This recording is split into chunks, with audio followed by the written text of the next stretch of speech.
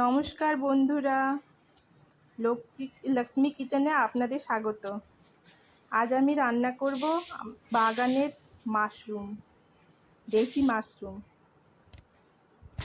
তার জন্য মাশরুম তুলে এনেছি। দেখুন কত বালু মাটি লেগে রয়েছে, এগুলো ভালোভাবে আমি ধুয়ে নেব, ছোট ছোট কেটে নেব। গরম জল দিয়ে ওগুলোকে একটু ভাপিয়ে নেব, যাতে ধুলো বালি যত আছে সব নিচে পড়ে যায়।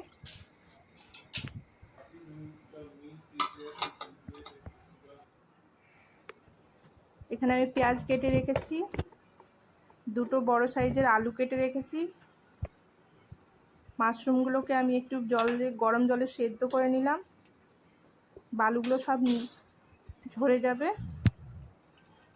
ভালো করে ধুয়ে নিয়েছি আর কড়াইতে তেল বসিয়েছি। এখানে আমি পেঁয়াজগুলো এবার ভেজে নেব।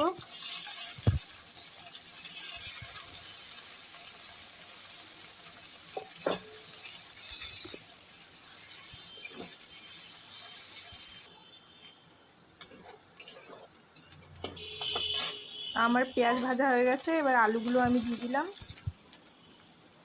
লবণ দিলাম পরিমাণ মতো, এবার ঢাকা দিয়ে দিলাম। আলুগুলো একটু সেদ্ধ হয়ে যাবে।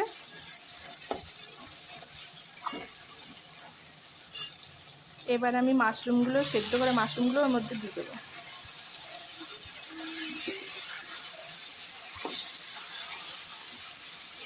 এগুলোকেও খুব ভালো করে ভেজে নেব।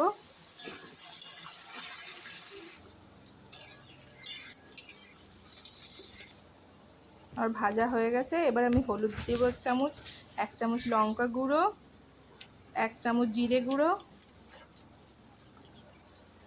আদা রসুন বাটা 2 চামচ,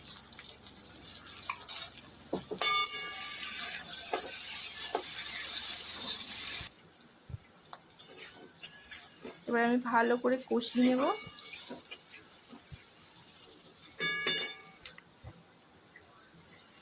অল্প সামান্য জল দেব।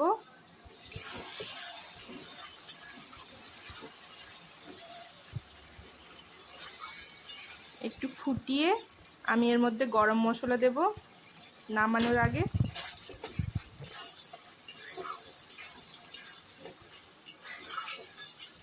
আমার তৈরি হয়ে গেছে, এবার আমি নামিয়ে নেব।